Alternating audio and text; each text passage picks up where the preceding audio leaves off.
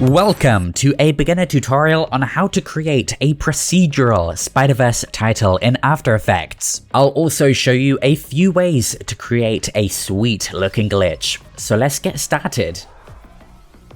In After Effects, everything begins by creating a new composition. This will be our canvas for the project. You can give it a name and a width and a height, which is measured in pixels. Here I'm giving it a 4K resolution.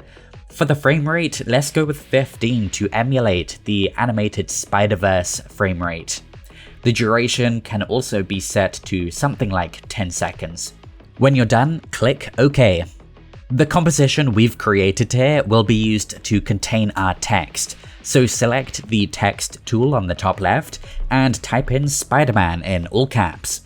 To move the text layer, grab the cursor tool and drag the layer around into the center. Open up the text panel and select any font you'd like. I'm using Den Pro and I'm also scaling it vertically to 150%. Let's also decrease the spacing to -57. To make the text look a bit more dynamic, let's use an adjustment layer to distort it. Adjustment layers apply an effect to everything beneath it, in this case a warp effect. Now let's click and drag on these parameters here. You can see it's changing the look of the text. I'm going to add some horizontal distortion as well as some vertical distortion to create this kind of whooshy effect. Now of course the text is near the bottom, so we're just going to move it up again so it's back in the center. Let's make it a 3D layer by enabling this little checkbox here.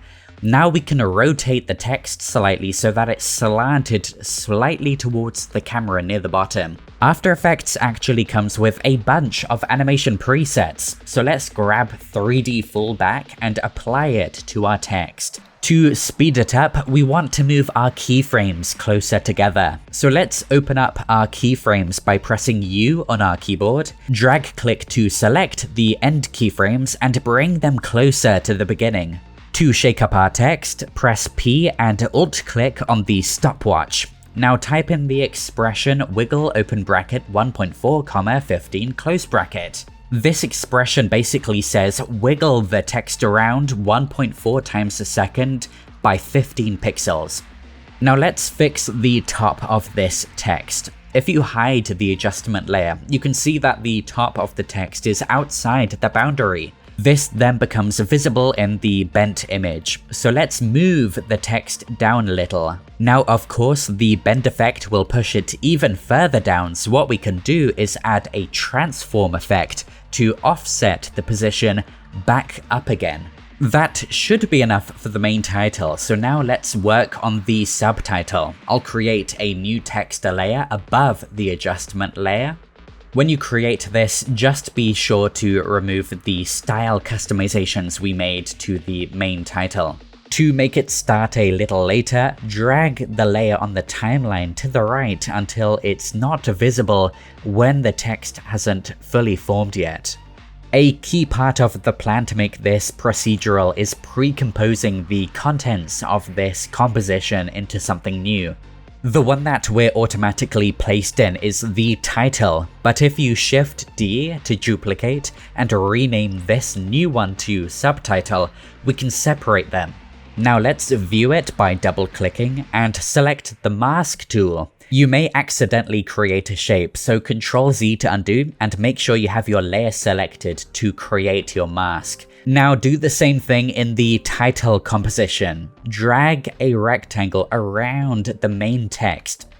The downside here is that the mask will interfere with the animation we applied earlier. You can see the bottom half is being cut off. To fix that, we're going to animate the mask. Find the moment where the text has fully loaded in and press M to expose the mask path. Click on the stopwatch and you've added a keyframe. Go to the previous frame and drag the edge of the mask down so that you're making it bigger while the text is animating in. Now be careful because you want to position these keyframes so that the full-sized mask doesn't reveal the subtitle. Now we've basically created the ingredients for our main title, so let's create a new composition called main scene to combine them together.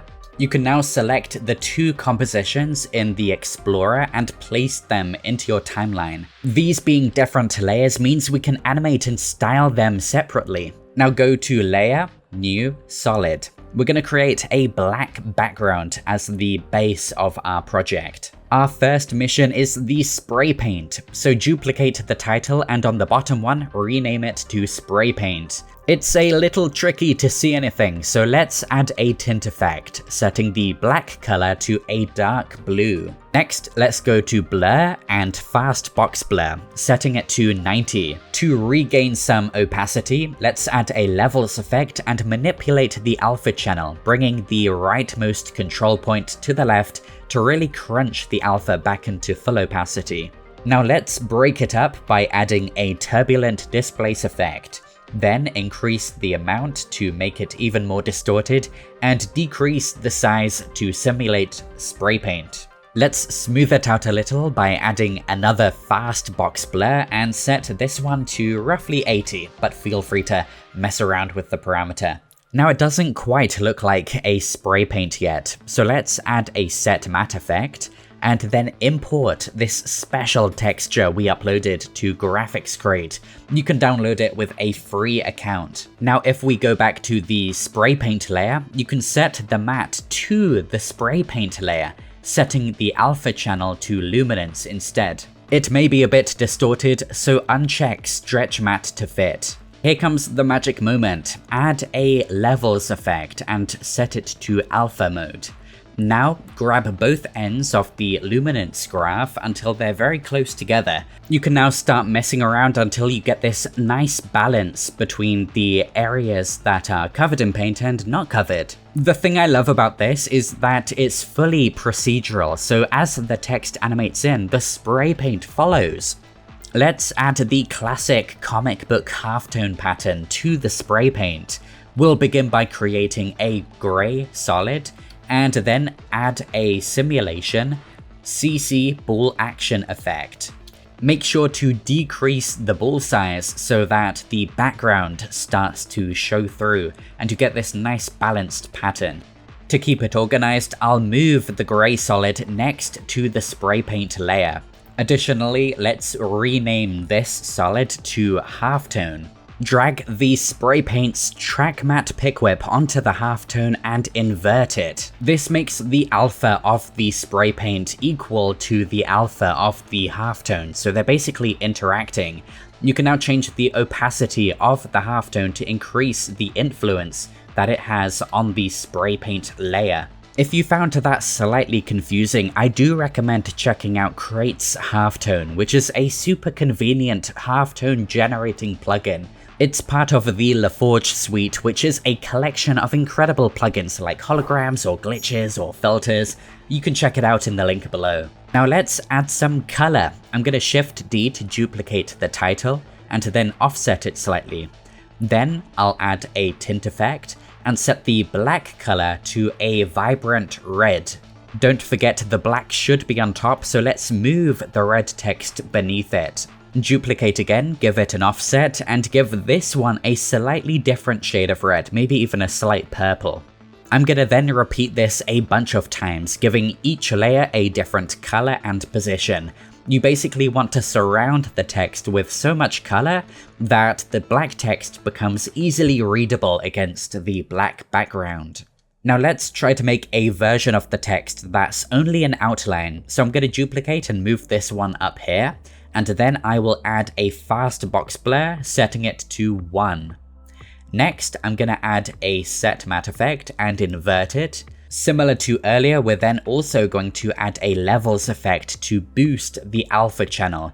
Bring the rightmost levels control over to the left, and now you can see we've created a black outline. If you look closely though, the inside is jaggedy, so let's add a fast box blur above the levels effect, giving it a 0.1 strength. If you click this circular toggle down here, you can actually isolate a layer. We'll then create a new solid to color our outline. The way we're going to do this is by adding a generate gradient ramp effect and moving these 2 points very close together to give it a nice sharp edge. Now let's set the start color to a bright orange and the end color to a much more reddish orange. To break up the line, I just want to add a turbulent displace effect. To combine this color with the outline, drag the pick whip on the track mat onto the title so that the alpha of the color layer is set to the outline. You're now free to adjust the positions and turbulence of the colors until it creates a nice distribution across your text. Let's stay organized by renaming the layer to outline color. Let's make another one by selecting the 2 layers and then duplicating them, moving these ones down to the blue group. I'll then move the position so it's visible and then change the color of the gradient to become like a blue color.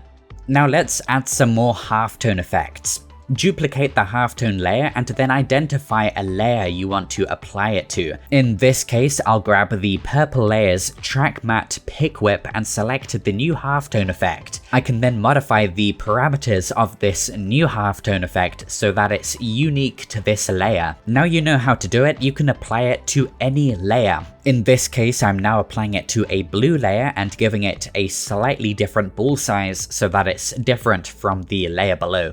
A good trick to be aware of is applying a curves effect and modifying the alpha channel. This gives you precise control over the opacity of the circles and the blank areas. And if you're feeling funky, you can rotate the halftone layer to create a diagonal pattern. But look what you've done. It's really cool to see how these different layers look when the inwards animation is occurring. They just naturally create this really funky combination of colors and shapes. Don't forget about the subtitle. You can apply the same principles and techniques to make it readable, such as adding a background and making the cool little colorful outlines. Now what we've made is pretty good, but I don't like how everything is locked together. So let's add a wiggle expression to each individual layer, such as this blue one here. Press P to expose position and Alt-click on the stopwatch, and now type in the expression wiggle open bracket 1.2, comma, and then 20, then close bracket. This is a subtle way to make your layer not look flat and two-dimensional. It now has a depth to it. So let's do the same thing for a bunch of different layers. Make sure to use slightly different values for each one. So for example, instead of 1.2, use 0.9 or 0.8 or maybe 1.3. Same with the position strength. Maybe set that to 30 or 14 or 10 or 12. Just mix it up. And look at that, everything is jiggling around and it makes everything look more alive. You can now do the same thing for the subtitle, just make the strength slightly lower. Let's do some organization. We can actually change the color of the layers by selecting them and clicking on this little square here. I'll set the titles to red, subtitle to yellow, and the spray paint to blue. Let's now create a null layer, which is basically an empty object. You can now select the title layers and parent them to the null by drag clicking on the pick whip. We're going to use this to scale the title so that it grows over time. So press S to reveal this scale property, and then press on the stopwatch to add your first keyframe. Go a few frames later and increase the scale property. You can now spread these keyframes out so the title grows over the entire duration. Press R to reveal rotation and add some keyframes here as well. We don't need it to rotate too much, so only a few degrees should be enough. I'm going to rename it and then create a new null for the subtitle. Same process here, parent the subtitle layers to the null and animate the scale and rotation to grow and rotate slightly over time. Same thing for the spray paint layer, but let's have it grow slightly slower so it looks further away from the camera. This is a nice way to add some parallax to the title, and that's looking pretty good. We're now going to pre-compose everything so that we can work on the glitches. Creating an awesome looking glitch is a long and tedious process. While I will show you a basic one, I want to recommend a cool plugin called Crate's Hyperglitch. It's an awesome one-click glitch plugin that allows you to very easily set this up. You can change the intensity, the amount, and a bunch of different stylized parameters like the rotation, jitters, aberrations, stripes, a bunch of stuff. For example, in this project, you'd simply have to animate the intensity and amount over time. So find the point where the title has fully appeared and set the intensity to a low value. Then go to the point where you want there to be a lot of glitches, which is when it's appearing, and then increase the intensity so that it looks very distorted and colorful. Look how quickly that rendered as well. It's not only simple, but it's really fast. You can then add spikes of glitches by adding additional keyframes. You'll first need to begin with a low value such as 12, and then go maybe 2 frames after, increase it to something like 100, and then go another frame after and reduce it back to maybe 10. This creates spikes of intensity, and these are great to throw around your project. I'll actually do another one earlier on so that we have 2 spikes of intensity. I love how you can see the different art styles in the glitches, such as those stripes and halftones and random flickers of color that appear in the image. By the way, those flickers of color can be made even more intense by reducing the color wrap threshold. You can then also change the color wrap behavior by increasing or decreasing the color wrap slider. I like to set this to a negative value, which actually inverts the colors, which is a great way to mimic the style of the Spiderverse. Crate's Hyperglitch is part of the LaForge suite, so you can check it out in the link below and access a few of our free plugins, such as this chromatic aberration, as well as this God Ray effect. But let's go back to creating a glitch using only native plugins. We're going to begin by creating a new solid layer. And then on this, we will add the classic turbulent noise effect.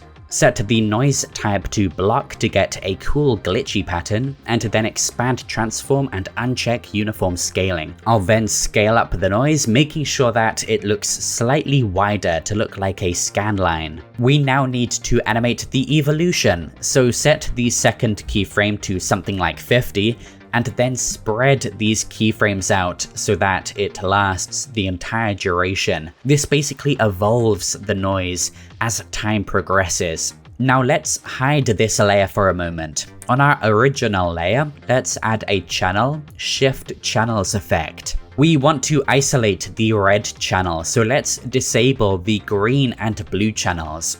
Next, let's duplicate and set this to only show the green. I'll do the same thing and only show the blue in the last one. By setting the blend mode of the top 2 layers to screen, you've now split the image into its main color components. To stay organized, let's rename the layers to the colors that they represent. Let's now distort the blue channel by adding a displacement map. Set the map layer to the black solid. I'll rename it to noise for clarity. And then enable effects and masks so that we get the data from the noise effect. When we increase horizontal displacement, you can now see we're distorting the blue channel. Disable the vertical displacement and copy the displacement effect onto the other channel layers. Make sure to set different values for the horizontal displacement for each layer so that we're separating the colors based on the strength of the distortion layer. And we already have a pretty cool looking glitch. You can now animate the strength of the distortion by changing the contrast. Let's keyframe it so that the glitches are strongest at the beginning and then fade out as it loads in. Similar to the Hyperglitch demo, I'm adding spikes of intensity throughout the timeline so that we get these random flickers of color. We're now going to try creating our own color warp effect by adding an adjustment layer with a hue and saturation effect. Set the hue to 180 degrees to get opposite colors, and then create a new solid layer. This will be our color warp mask. I'll add a noise effect, setting it to block, and then increasing the scale. We then want to set the track matte of the adjustment layer to the new black solid mask. Then set the mode from alpha to luminance based. To make it stand out, let's increase the contrast of the mask. You can now control how much color warp is present with the brightness slider. I'll be adding some keyframes to determine when to make it appear and disappear. And with that, you've created an awesome looking glitch effect. Now I'm going to be adding another glitch to the subtitle, but this is completely optional, so I'm going to just do it quickly with Crate's hyperglitch. You can see how I'm able to rotate the glitches and add these really cool distorted aberrations. I'm then going to combine it with another LaForge favorite called Crate's hologram. It's my favorite way to make anything look awesome, and Chris even did a fantastic tutorial on how to use it. You can see how I've made it really intense while it's forming and glitching in before disappearing after the text fully forms. And there you go, you've now created an exciting Spider-Verse inspired title inside of After Effects. If you have any questions, feel free to leave a comment down below or join our Discord. Thank you so much for watching, I will see you soon.